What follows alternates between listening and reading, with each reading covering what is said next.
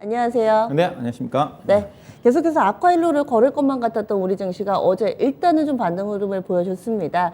보내고 있는 시그널이 좀 바뀌고 있는 건가요?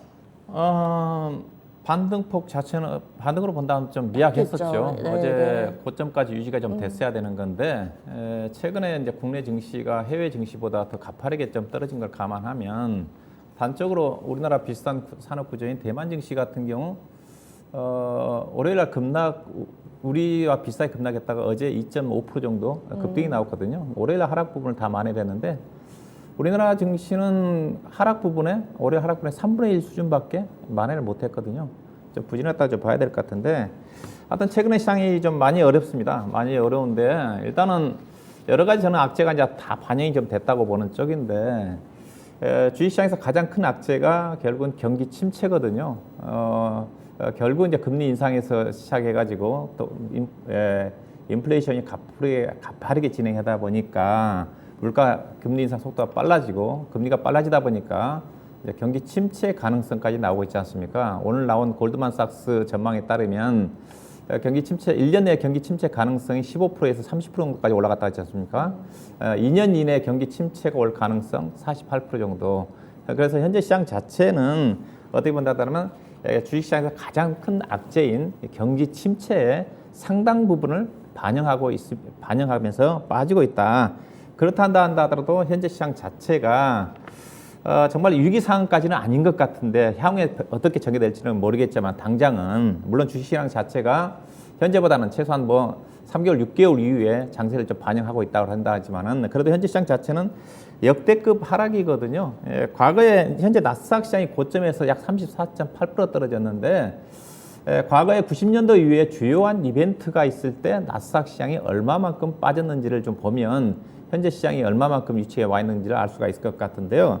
90년도 이후에 5차례의 주요한 이벤트, 87년도에 블랙 먼데이, 그 다음에 98년도에 우리나라 IMF가 있을 때 아시아 금융위기, 그 다음에 2000년도에 나스닥 시장 붕괴와 관련된 IT 버블, 그 다음에 이제 2000년대 금융위기 정도까지 우리 투자가분들이 이제 많이 알 것 같아요. 그 전에는 잘 모를 것 같은데, 그 다음에 가깝게 2020년도에 코로나 위기지 않습니까?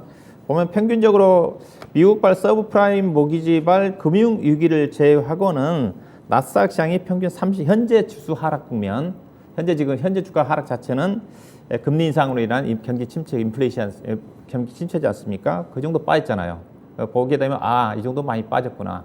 금융위기의 수준 같은 경우는 금융 시스템이 붕괴가 됐으니까 거의 50% 가까이 빠졌지만은 정말 많이 빠졌다. 그렇게 좀 볼 수가 있다. 역대급 하락이었다. 특히 지난 주간 단위로 나스닥 시장이 2년여 만에 최악인 한 주를 벌였다고 그랬지 않습니까?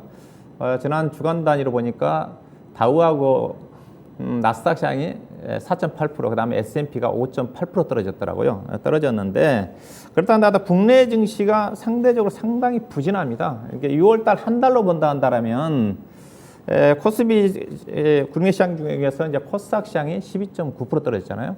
그 다음에 S&P 500, 나스닥, 그 다음에 코스피 순인데 앞서 이제 미국 시장이 2년여 만에 주간 단위로 크게 떨어졌잖아요. 근데 우리 시장이 단기적으로 본다 한다면 코스닥 시장이 단기간에 많이 떨어졌거든요.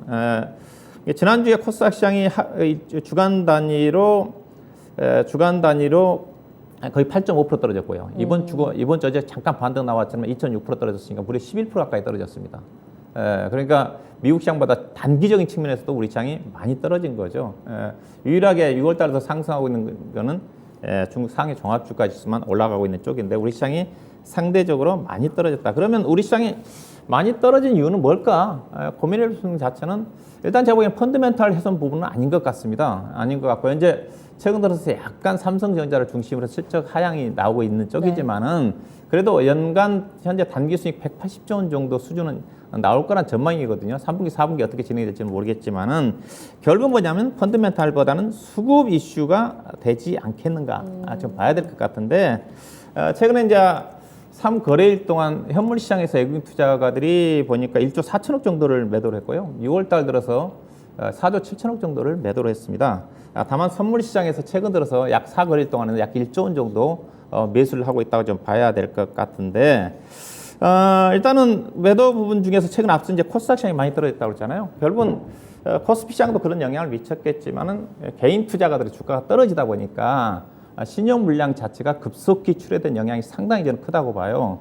그래서 신용융자 잔고 추이를 좀 보면 향후의 어떤 시장을 추가적인 하락 부분이라든가 그런 부분을 예상해 볼 수가 있을 것 같은데 현재 신용융자 잔고가 가장 높을 때 보시게 되게 되면 2021년도 저 8월 달에서 9월 달 사이에 25조 원대거든요. 26조 원 정도까지 간 적이 있는데 현재 신용융자 잔고 자체가 전일 기준으로 해가지고 이건 신용융자 잔고는 결제일 기준이거든요. 3일 후행입니다. 네.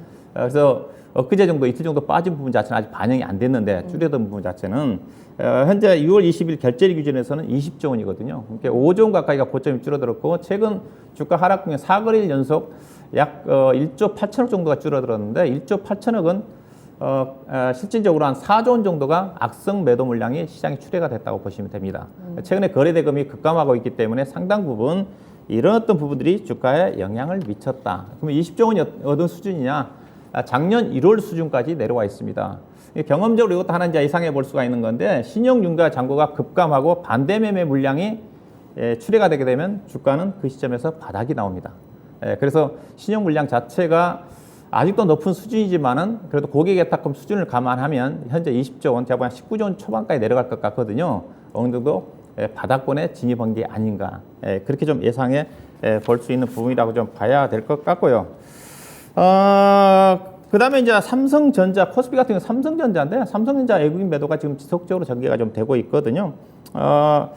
어제도 거의 한 300만 주 이상 매도를 하고 있는 쪽인데 결국은 삼성전자의 외국인 매도가 일단락이 돼야지 수급이 좋아지고 삼성전자가 반등이 나와야지 종합주가지수가 의미 있는 반등이 나오는데 국내 증시 상대적 부진은 삼성전자가 보시다시피 종합주가지수보다 훨씬 더 빠졌잖아요. 그렇죠?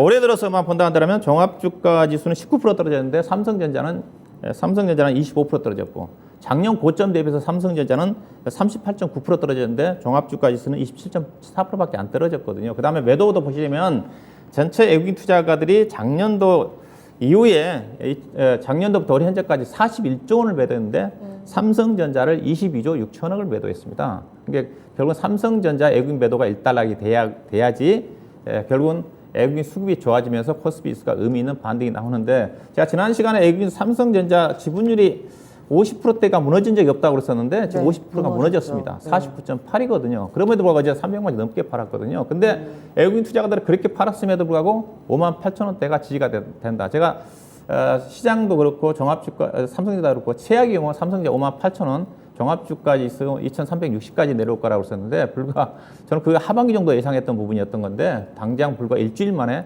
그 정도 급속히 떨어졌다는 거죠. 이런 또 부분도 외국인 수급은 안 좋지만 삼성전자 그 매도면 쪽에서 하방이 지지겠다는 측면 자체는 나쁘지가 않지 않겠는가 봐야 될 것 같고요. 그 다음에 이제 시장의 내부적으로 본다 한다면 어제 이제 그런 그 반등 국면 쪽에서 반등을 주도한 게 뭐냐? 결국은 성장주인 것 같습니다. 어제 반등을 주도한 것 자체가 낙폭과대 종목인 게임주, 그 다음에 신재생에너지, 그 다음에 턴어라운드가 기대되는 조선주거든요. 이 두 가지 특징은 뭐냐? 어떤 금리 인상 국면이면 우리가 가치주가 유리하다고 그러지 않습니까? 그쵸. 근데 오히려 성장주가 물론 낙폭과대가 있겠지만 미국 시장 같은 경우 전일 테슬라가 강한 반등을 주도하면서 700달러 회복을 했거든요. 그쵸. 그래서 향후에 시장이 성장주냐 가치주냐 얘기를 할 때 현재 시장 자체가 경기 침체 국면이기 때문에 경기 민감주들은 어떻게 본다 한다면 부정적으로 더 영향을 미칠 수가 있습니다. 대신 성장주들은 앞서 전기차라는 관련 종목들은 경기가 침체되면 물론 성장주도 더디게 진행돼 있지만 전기차라든가 신재생이라든가 그런 부분들은 어차피 성장하게 돼 있는 거고 그다음 조선주 같은 경우도 밸류 자체는 높지만은 수요장을 본다면 향후에 좋아질 수 있는 그런 부분들이 반영된 게 아닌가. 그래서 향후 시장 자체도 가치주보다 성장주가 유리하지 않겠는가 그렇게 해석해 볼 수가 있을 것 같습니다. 네, 결국에는 시장 수급 문제다. 그런데 수급적으로도 신용잔고가 이제는 조금씩 좀 줄어드는 모습, 20조 미만 부근까지 왔으니까요. 거기에다가 삼성전자 외국인 팔 만큼 팔았다라는 이야기를 짚어주셨는데 그러면 오늘 장에서 놓쳐서는 안 될 시그널 어떤 건가요? 예, 일단 시장의 위치가 너무 급속히 빠졌기 때문에 앞서 얘기했다시피 현재 시장 자체는 경기 침체 수준까지는 너무 어느 정도 반영을 하고 있다. 그런 쪽으로 좀 보셔야 될 것 같고요. 다만 주가가 확실하게 약세장 진입은 불가피할 것 같습니다. 그래서 나오더라도 현재는 기술적인 반등 조정이니까 가격 조정보다는 기간 조정 성격이 진행되지 않겠는가 봐야 될 것 같은데 앞서 얘기했다시피 국내 시장이 유일하게 약합니다. 제가 종합주가지수 개인적으로 2,560이 저점이라고 얘기했던 부분인데 현재 저점을 대부분 국가들이 3월 달과 5월 중순 정도의 저점을 찍었거든요. 근데 저점을 이탈하는 나라는 우리나라하고 미국의 나스닥 시장밖에 없습니다. 나스닥 시장 근데 간밤에 반등 나오면서 직전 저점 지난번에 11,035가 저점이었는데 1,500까지 내려갔다 11,100 정도까지 올라왔거든요. 최근에 잠깐 저점을 이탈했던 앞서 대만 증시 각권 지수 같은 경우도 저점 이탈 하루 만에 바로 회복을 했거든요. 근데 우리나라는 아직까지도 저점에서 2,560포인트 아래서 한참 아래에 있다는 거죠. 이런 또 부분들을 보셔야 될 것 같고요. 그래서 현재는 지난주에 개인적으로 저점이 좀 나온 게 아닌가, 2,370 정도까지 월요일이죠. 나왔던 것 자체가. 왜냐하면 코스닥 시장의 차트를 보시게 되게 되면 앞서 이제 코스닥 시장이 당장 많이 빠졌다기 때문에 코스닥 시장이 최근 일주일 동안 3번의 투매가 나왔습니다. 증시 경언에 3번의 투매는 무조건 받아라. 그런 격언이 있거든요. 그래서 앞서 이제 코스닥 시장에 빠졌던 것 자체가 신용 물량이었기 때문에 이런 또 부분들을 좀 봐야 될 것 같고요. 국내 주가 자체는 여전히 주가 쌉니다. 주요 기업들, 미국 기업과 국내 기업들의 주요 업종 대표적인 종목들 표를 좀 시간이 많지 않아 잠깐 좀 보시게 되게 되면 일단은 주가가 하락할 때 기대할 수 있는 것 자체는 PBR 지표거든요. 수익 비율 자체는 향후에 경기가 안 좋아지면 PBR 자체가 올라갈 수가 있기 때문에 PBR인데 현재 국내 업종 대표적인 기업들 보면 PBR이 0.8이고 미국 2.6이거든요. 대부분 업종들이 보면 업종으로 본다면 자동차하고 근데 여기에 나와 있지 않는 제약 바이오 종목들이 우리나라가 미국의 업종 중에서 비싸고요. 그러니까 보면 자동차 같은 경우 현대차가 PER이 7.0인데 GM은 4.6이지 않습니까? PBR도 GM이 더 낮습니다. 그다음에 삼성 바이오로직스가 PER이 110배인데 미국의 하이자 같은 경우는 11배밖에 안 되거든요. 다른 여타 업종들은 국내 기업들이 미국의 기업들과 절대적으로 주가가 좀 싸다. 뭐 그런 부분도 염두에 둘 필요가 있지 않겠는가 좀 봐야 될 것 같고요. 일단은 그래서 주가 자체 중장기적으로 본다면 매수할 수 있는 좋은 기회가 좀 되지 않겠는가. 그 다음에 현재 주가가 여전히 낙폭 과대에 따른 이격이 상당히 아직도 낮습니다. 네. 지금 코스피가 94, 코스닥이 92 정도 되는 수준이니까. 그래서 앞서 다신용제 잔고가 거의 바닥을 드러냈다. 이런 부분도 저점의 시그널이 될 수 있는 부분이라고 좀 봐야 될 것 같고요. 다만 이제 외국인 선물 매수가 추가적으로 진행이 될지, 그다음 삼성전자의 매도 완화 부분 자체가 반등 탄력을 결정하지 않겠는가 봐야 될 것 같고요. 그다음에 어제 누리호 발사 성공하려는 관련 종목들 관심이 있을 것 같은데 제가 보기에는 추격 매수는 자제할 필요가 있지 않겠는가 좀 말씀드리고 네. 관심은 결국 낙폭 과대 종목에 집중하셔야 될 것 같은데 자 주요 종목들 좀 표를 좀 짧게 준비를 했는데 실적은 사상 최대 실적이고 주가 자체도 싼데 최근에 단기간에 20일 고가 기준에서 20% 이상 넘어 빠진 종목들을 제가 표를 좀 준비했으니까 시간 관계상 코스피는 후성 코리아 서키트, DB 하이텍, HMM, 그다음 코스닥 시장은 두산 테스나, 삼목 에스폰, 심텍 이들 관련 종목들을 관심 있게 볼 필요가 있지 않겠나 봐야 되겠습니다.